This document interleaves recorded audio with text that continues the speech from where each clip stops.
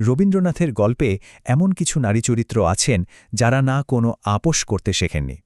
চলুন আজ বরং আলাপ করা যাক সেই নারীদের নিয়ে যারা তাদের সময়ের চেয়েও অনেক অনেক এগিয়েছিলেন।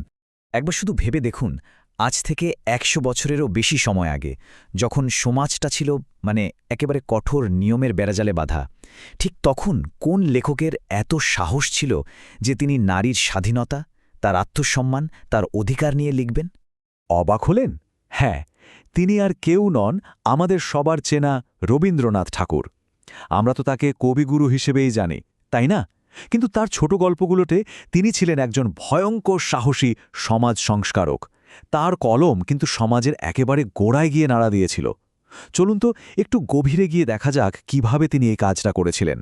আচ্ছা, যে কোনো লেখা বুঝতে হলে কিন্তু তার সময়টাকে জানা খুব দরকার। তো সবার আগে আমাদের বুঝতে হবে রবীন্দ্রনাথ ঠিক কোন সময়ে বসে এই গল্পগুলো লিখছিলেন, কারণ তার প্রত্যেকটা লেখা ছিল, বলতে পারেন, তখনকার সমাজের একটা জ্বলজ্বন্ত আয়না। তার যে বিখ্যাত সংকলন গল্পগুচ্ছ, সেখানে ৯৫টা ছোট গল্প আছে। ভাবুন, ৯৫টা গল্প, আর প্রত্যেকটা গল্পেই এমন একটা সময়ের ছবি আঁকে যা আজকের দুনিয়া থেকে হয়তো দেখতে একদম আলাদা, কিন্তু সমস্যাগুলো সেগুলো কিন্তু আজও হুবহু মিলে যায়। এই টাইমলাইনটা একটু দেখুন। ওর লেখার আসল সময়টা ছিল ১৯ শতকের শেষ আর ২০ শতকের শুরুটা, মানে ব্রিটিশ ভারতের সেই সময়টা যখন সমাজের শিরায় শিরায় ছিল পুরুষতন্ত্রের শাসন। ভাবা যায়, ঠিক সেই সময়টা দাঁড়িয়ে তিনি লিখছেন মেয়েদের আপোষহীন প্রতিবাদের গল্প। রবীন্দ্রনাথের গল্পের নারী চরিত্রগুলোকে দেখলে বেশ মজার একটা জিনিস চোখে পড়ে। এদেরকে না মোটামুটি দুটো ভাগে ভাগ করা যায়, আর এই ভাগটা বুঝতে পারলেই ওন ভাবনাটা কতটা আধুনিক ছিল সেটাও পরিষ্কার হয়ে যাবে। একদিকে ছিলেন সেই মেয়েরা যারা সমাজের সব নিয়ম, সব অত্যাচার মুখ বুজে শুয়ে নিতেন, ঠিক যেন খাঁচার পাখি। আর অন্যদিকে ছিলেন তারা যারা ওই খাঁচাটাকেই ভেঙে ফেলতে চেয়েছিলেন। আমাদের আজকের এই আলোচনাটা কিন্তু ওই দ্বিতীয় দলের অদম্য নারীদের নিয়েই। তো চলুন এবার আলাপ করা যাক সেই রকমই কয়েকজন নায়িকার সাথে। এরা শুধু গল্পের চরিত্র নয়, এরা নিজেদের ব্যক্তিত্বের জোরে বাংলা সাহিত্যে একদম অমর হয়ে গেছেন। শুরু করা যাক অপরিচিতা গল্পের কল্যাণীকে দিয়ে। ভাবুন তো দৃশ্যটা, বিয়ের আসর, সবাই আছে, আর সেখানে যৌতুক নিয়ে চলছে নোংরা দর কষাকষি। পরিবারকে অপমান করা হচ্ছে, আর তার বিরুদ্ধে একা রুখে দাঁড়িয়েছিল মেয়েটা কল্যাণী। ওর মুখের কথাটা দেখুন, আমি বিবাহ করিব না, ব্যাস এই কটা শব্দ। এটা কিন্তু শুধু একটা বিয়ে ভেঙে দেওয়া ছিল না, এটা ছিল গোটা সমাজের মুখে একটা সপাটে চড়। একটা অপমানজনক সম্পর্ককে পায়ে ঠেলে সে বেছে নিল নারী শিক্ষার পথ, নিজের জীবনকে গড়ে নিল একদম অন্য খাতে। এবার আসি স্ত্রীর পত্রের মৃণালের কথায়।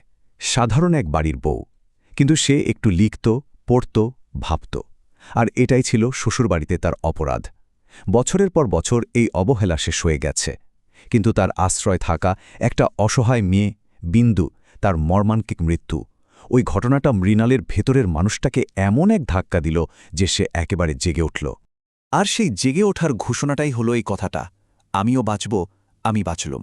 সে তার স্বামীকে একটা চিঠি লিখল, আর তারপর সংসার, সমাজ, বড় বাড়ির মেজবউ, এই পরিচয় সব পেছনে ফেলে সে বেরিয়ে গেল। খেয়াল করুন, সে কিন্তু মরতে ঘর ছাড়েনি, সে ঘর ছেড়েছিল বাঁচতে। সেই সময়ে দাঁড়িয়ে এটা যে কি অসম্ভব সাহসী একটা কাজ ছিল তা ভাবলেও অবাক লাগে।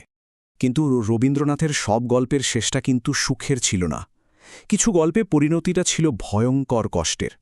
আর সত্যি বলতে কি, ঠিক সেখানেই প্রতিবাদটা যেন আরও বেশি ধারালো, আরও তীক্ষ্ণ হয়ে উঠেছে। যেমন ধরুন দেনা পাওনা গল্পের নিরুপমার কথা, পণ প্রথার এক জীবন্ত বলি, কিন্তু হাজার অত্যাচার, হাজার অবহেলাতেও তার আত্মসম্মান এক চুলো নড়েনি। বাবা যখন নিজের শেষ সম্বল ভিটে মাটিটুকুও বেচে পণের টাকা দিতে এলেন, তখন মেয়েটা তাকে কি বলেছিল জানেন?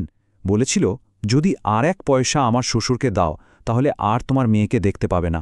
মানে পণের মতো নিজেকে বিক্রি করার থেকে সে মৃত্যুকেও ভালো মনে করেছিল।